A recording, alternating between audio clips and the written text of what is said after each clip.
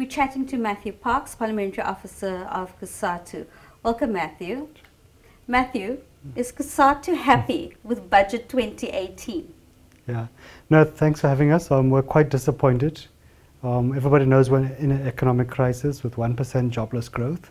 We're not sure what in this budget will move us beyond that. To us, it looked like business as usual plus some painful tax hikes. What in particular is Cosatu most unhappy about with this budget? Sure, two things. The President gave a fantastic State of the Nation address a week ago. He emphasized two issues, which everybody agrees with, which is unemployment. We need an economy which absorbs millions of unemployed people, and corruption. We must get the billions of rands that we're losing in the state. We must stop that being lost, recover it, etc. We didn't see the budget speech talk to either of those two issues. And if we don't talk to those two issues, then we're just beating around the bush. What would you have liked to see? Basically, the President talked about a jobs creation plan for every sector of the economy, whether it's forestry, it's agriculture, it's energy, it's water, it's transport, telecommunications, to see how many jobs can we create per sector, what are the time frames, what resources does business need to get those sectors going, what jobs can be created, what training is needed. We saw nothing of that. We saw a few piecemeal things here and there, but nothing that drives the center of the government's budget.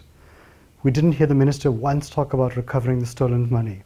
So the Auditor General talks about 64 billion rand worth of wasteful expenditure last year. So what will be different this year to stop that wasteful expenditure? The Hawks have identified about 50 billion rand stolen by the Guptas and their friends. Not a word about us getting back the money. But what we do have is we're going to shift the buck to working class families, middle class families through a VAT hike, through income tax bracket adjustments below inflation. So the Guptas can eat and everybody else must pay the price. In terms of plans, what definite plans did you see coming out of this budget? Very little plans. To give you one example for the Cape, we're in the worst water crisis in 100 years. Not just Cape Town, but the entire Western Cape, half the Eastern Cape, half the Northern Cape, even up to the Free State, KZN and Mpumalanga. There's no water plan. There's some good projects there about pumping in 6 billion rand for water infrastructure, but it doesn't tell us at a macro level what we need to do to address the water crisis. It doesn't speak to how much are we going to put for desalination, recycling, conservation of water. So you would have liked more detailed plans? A very detailed plan to say we're going to put this much in place. This is what it's going to generate in the first quarter, second quarter, in 2 years, 3 years. Because the water crisis will be here for the rest of our lives. Okay. But we see no kind of macro plan by government to address it. When we had the energy crisis with Eskom collapsing about 5 years ago, 10 years ago, you saw there was an Eskom war room in government. There was a military plan. We're going to create so much electricity in the short term, medium, long term, through infrastructure, fixing, repairs, investment. With water, we see nothing. There was one weird statement somewhere in the budget saying Water Affairs Department and the province and the city must just talk to each other and come up with a plan. Now we have a third of the country on the danger of not having water in 2 months' time. We expect a bit more seriousness from government. Okay, Cosatu must be heartened on the massive increases in funding for tertiary students, and I think also on the fast tracking of the national health insurance. Sure, no, those are both very positive things. I don't think we can praise government enough for the massive increase in funding for university students. That's not just this year, the past, since 2009. NSFAS funding has increased from about 3 billion rand to what you see now, basically 27 billion rand for this year. Yes. It's not perfect. You're still going to miss a large chunk of the middle class because the limit is 350,000 household income. So large chunks of the middle class, the upper working class will be left out, but it's a start. In terms of departments, in terms of social development, in terms of water and sanitation, environmental affairs, agriculture, forestry, fisheries, what were your thoughts on budgets surrounding those departments? Sure. I think on the positive side, agriculture and land reform, there's some good projects there, good targets in terms of job creation, in terms of new farmers, in terms of land reform. Our worry there is that half of the land reform projects of the last 20 years have failed because of lack of support after they get the land. In terms of training, capital, resources, fertilizer, seeding, whatever, or even something as basic as insurance. So we really want to kind of have more of a detailed fleshing out how you're going to support these new farmers. But on the other hand, when it comes to the popular one of social development, there was a bit of a commitment that we're going to fast track handing over the social grant payments to the post office. But even there seems to be still a bit of ducking and diving. And I think for us, it's a simple solution. The President must fire the Minister of Social Development by tomorrow, must fire the CEO of SASA, and then the transfer of the functions from CPS must be handed over to the Presidency and Treasury to make sure it's given to the Post Office, because that alone can be a lifeline for the Post Office, a sustainable lifeline, and protect workers there. Now, Matthew, the President previously has been clear on the need to clean up SOEs. What do you think the budget spoke to today in terms of that? How well did the budget address that cleanup? It is very vague, to be honest. Look, there's some good steps we've seen already before the budget, with the changing of the SABC board, some new appointments there, the change of the ESCOM board and some new appointments there. Today, the Minister in a press statement, briefing, said the next is Danelle. So those are positive first steps. But for us, look, the looting isn't just one or two people. The looting is so deep, you need really to have forensic investigations. You check the entire budget of ESCOM to see who looted what, because the looting is so deep. Because you're not talking about 5 rand, you're talking about hundreds of billions of rands. And really want to see that in forensic investigation. We want to see people being arrested, the assets seized, and some kind of transparency community that won't happen again. But right now, it seems to be very much kids' gloves. And even the way the Hawks have gone about it, issuing press releases that are going to seize assets for a week before they go to the actual place to seize the assets. And when they get there, it's gone. So really for us, we want to see government moving beyond nice soft words to actual hard action. Also, in your press release after the budget, you've said that the budget is silent on how wasteful expenditure will be curbed. In particular on head office building construction, travel, advertisements and consultants. Expand on that a little bit more. There's about half a dozen departments which are going to be spending about 1 billion, 2 billion rand each on head offices. Stats, SA, DTI, etc. Foreign Affairs is going to spend about 2 billion rand on 40 embassy properties. You check the Sunday papers, you'll see numerous parastatals who advertise the same advert twice in the same newspaper. It's just, there seems to be no care about how they spend government's money. So for us, really, we want to see some kind of effort there. 2 years ago, Treasury talked about the Chief Procurement Officer of Government, how he's going to reduce wasteful expenditure, centralize textbooks, other procurement options.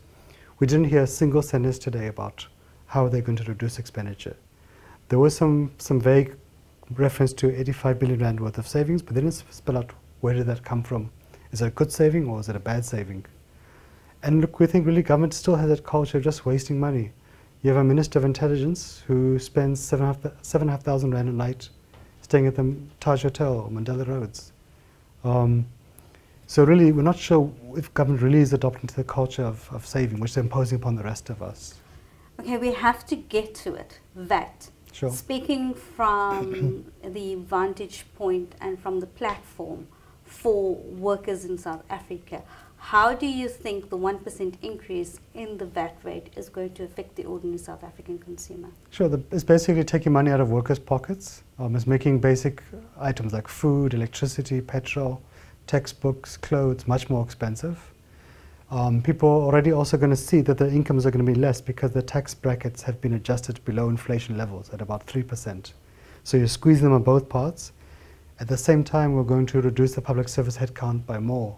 So you're also squeezing unemployment even higher. But you're going to get the argument that says, well, we had to increase the VAT because how else were we going to get the money to plug the deficit? Sure. What would your response to that be?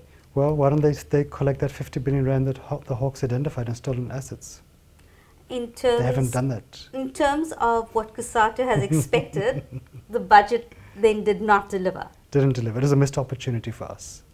How is Cosatu then looking at attending to what you did not see in the budget? Sure. Are you looking to address it at a later stage, or are we going to say, okay, let's wait and see what October brings with the medium-term budget policy statement? No, I think we would be asking for trouble if we wait for October.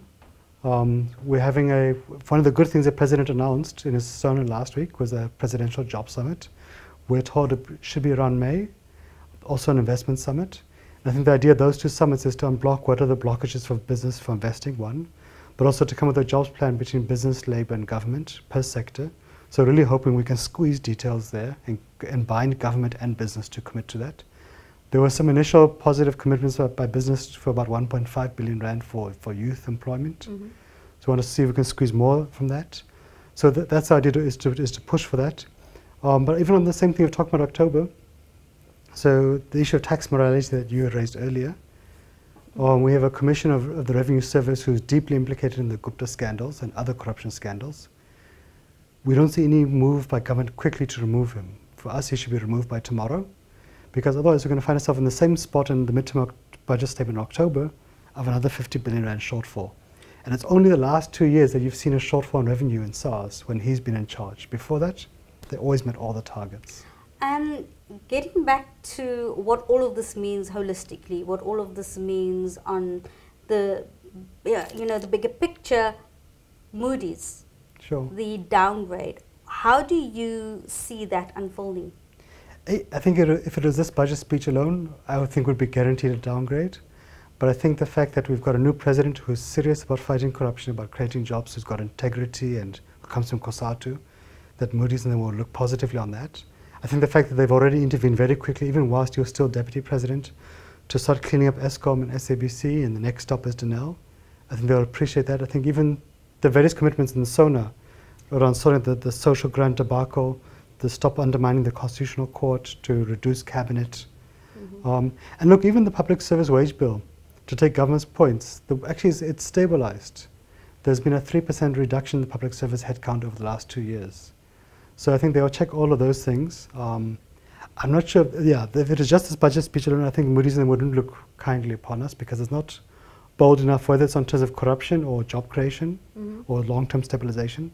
But I think the fact that there's a new president who is serious, who would give a very impressive State of the Nation address. So looking overall, holistically, I think we could possibly stave off the downgrade, because with VAT, with the rising in VAT sure. rates, with the taxes, we really could not still afford a downgrade. Sure. No, and look, I think also that it's likely, I think, by Monday or sometime within the next week, to have a significant positive cabinet reshuffle, which for once we would welcome. And I think you would see significant changes. We would assume that the president would remove the most compromised, captured, corrupt ministers and get a smaller cabinet and get guys who are going to actually do the job. Is that what needs to be done now for Cosatu to get back behind budget, behind treasury, behind the government? What is Cosatu looking for? Just two things: jobs and corruption. More jobs and less corruption. Just deal with those issues. You know, when the government goes to elections, they come with a manifesto of 5 million jobs in 5 years. So if you could tell me today in the budget speech, what is the jobs target? I'll give you 1,000 rand. But there is no jobs target. There's a few departments like DTI, agriculture, water, rural development, who talk about some job creation targets. Environment even talks about it. The other guys, they don't say a single word. And for us, it's not just a question of the Minister of DTI, who must create jobs. As every single ministry across all departments. But you don't see that at all. And in fact, just to show you how weird the situation is, the budget for DTI is 9 billion rand in a trillion plus budget, but the amount spent on bodyguards is 2.2 billion rand for 284 politicians.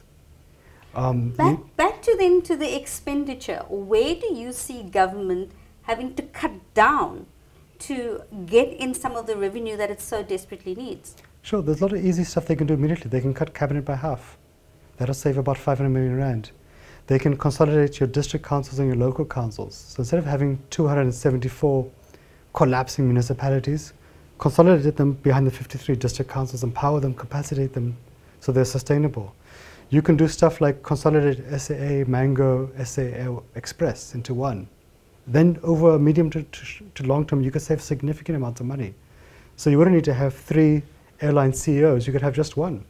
That'll only save you 10 million. So it's about streamlining and then saving. And do it whilst time is on your side, because if you fiddle while the fire burns, you'll collapse the state, and then the IMF will come and intervene, and then they'll do those very same things, but they'll do it in a very brutal way, which will cause millions of people to lose their jobs, cause an economic recession. And we definitely don't want to be getting there. Yeah. So Cosatu will no doubt be keeping a close eye on Treasury and government implementing this budget, and then also adding to it, one would hope. Sure. Look, it's not just, we can't just blame poor Gigaba.